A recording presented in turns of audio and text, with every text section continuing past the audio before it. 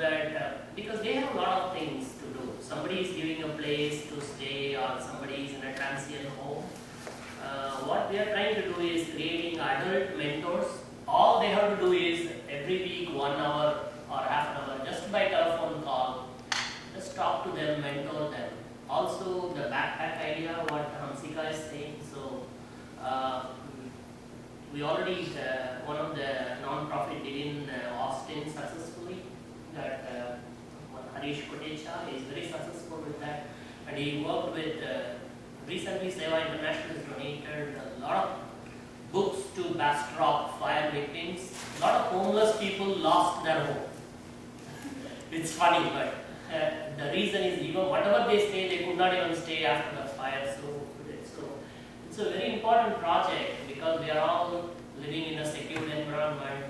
In a Hindu way, when we live, for parents always kids come first, them is last. That's our Hindu way. Yesterday I was reading a news item. One girl is working full-time job, also a part-time job. Because of that, she could not attend her high school. She is a 11th grader, junior. And because of that, using the Tromsey law, that one idiot judge in North Houston jailed that girl for 1 day.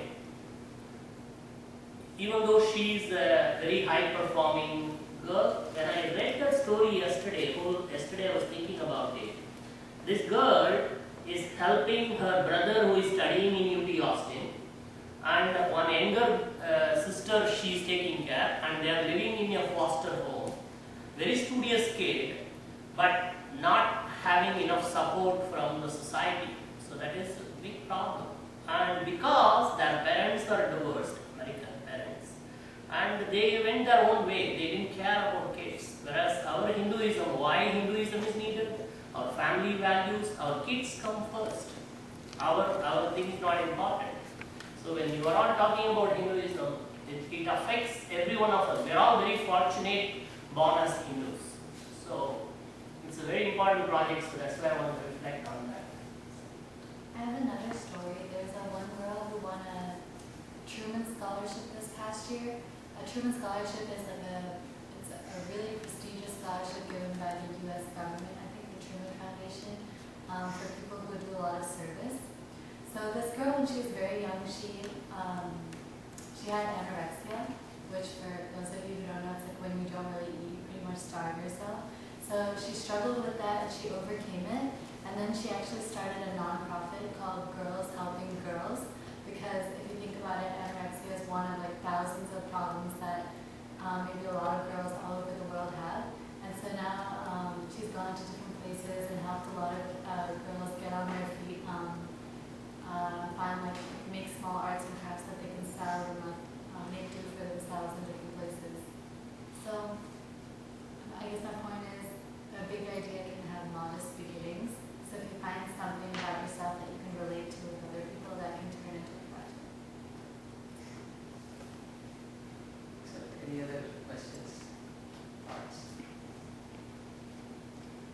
Hamsika, can you also tell about another project you're into for some camps, summer camps for the cancer patients, okay. right? So one of the biggest things I've done at MIT is something called Camp Kesem, and I think it has shaped my entire college experience. I would go so far as to say that.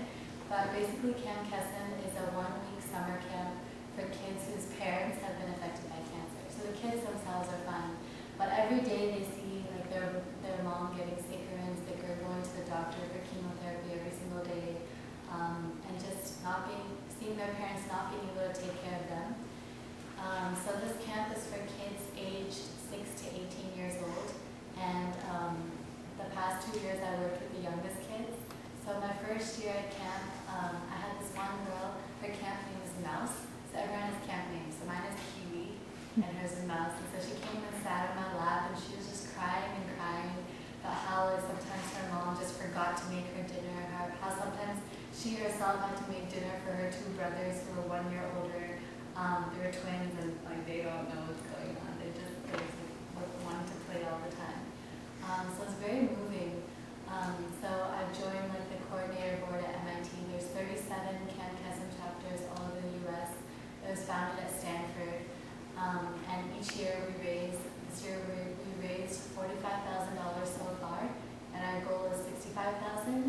So I think we'll hopefully get it. Like everyone's been working really hard. This summer we'll have 50 counselors and I think almost 95 campers at summer camp.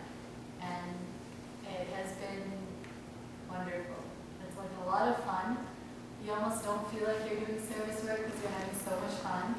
But these kids at the end of it, they come and like give you a big hug and they tell you, I'm so glad I came to camp, or this made such a difference. And they send you letters during the year and like look forward to the next year.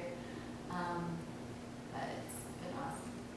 And there's, like I said, 37 chapters. There's one at UT Austin, one at Texas A&M, 35 more the rest of the country. So when you guys go to college, you should remember this.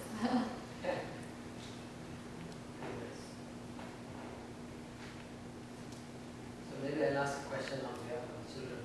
Suppose, Rishi, I'm one of them, and I'm thinking, you are accomplished in music, you are accomplished in debates, you are accomplished in mathematics. I'm not so good at it. I'm not good at music. I like music, but I'm not good at music. And so on. So I get these thoughts, suppose. And so, how do you address me? Those kinds of thoughts. Okay, all this is not for me. I'm not able to do this. I'm not able to do that. So I have those thoughts. At some point, some of the children have those thoughts. How would you advise what you might do then? Thoughts of not being able to do these things? Yeah, exactly.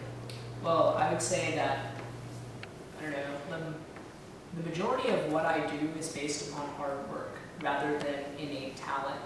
So even though talent may be there, I've seen people who are really talented but aren't as successful as people who work really, really hard. That's actually something I saw with the orchestra. There are some people who were extremely good, but when it came to like audition time, someone who was less talented than that other person, but worked twice or 3 times as hard, ended up doing better. So in the end, even if you think you can't do as well as someone else, you probably can still achieve that same level if you work really, really hard. Because you need to have hard work. That's pretty much the main component of any like success story. Excellent. So how do you guys are able to manage the time with the college? I know is pretty hectic, right, with the studies, and how do you, is there a schedule that you follow, so many hours a week you want to set aside for these volunteer works? How do you manage? Like most of the volunteer works, like they have specific meeting times and that, so you go to that. And usually like you just leave around your studies in between. Like once in a while you try to do homework in class or you study during class and stuff like that. And then there are also long nights where you stay up at night and stuff like that. I mean, you try to weave in, try to study like in between the times, and whenever you have free time, you just crack the books. And the thing is, like, another thing that I learned like in college was it's not all about the studies. It's like how much you can impact the society, like how much you can do. So that's one of the great things that I learned. Like, yes, it's great that you get all A's, but that's not the point. I mean, in the end, it doesn't really matter. Like, at least for me, like what I think is like the most important is how well can I help the community. So I mean, it does matter, and of course, if you do get behind your stuff, there's professors that can help you and stuff like that. And then most of the time, it's usually the fact is pay attention in class. That helps a lot. Like, yeah. So volunteering not for those hours that is needed to get into college, but volunteering for this, for willing to volunteer, right, to make some impact in the community, to give back. Yeah. That should be the mindset, right? Yeah. Because I've heard this from many parents. I was very disappointed once I got this call from a parent saying, Sunita, I know you're into so many different organizations, you're involved in many things. Can you give me some ideas on how I want to start introducing my children to volunteering? Can you give me some ideas? So I was very excited, someone asking me, and whatever I knew, I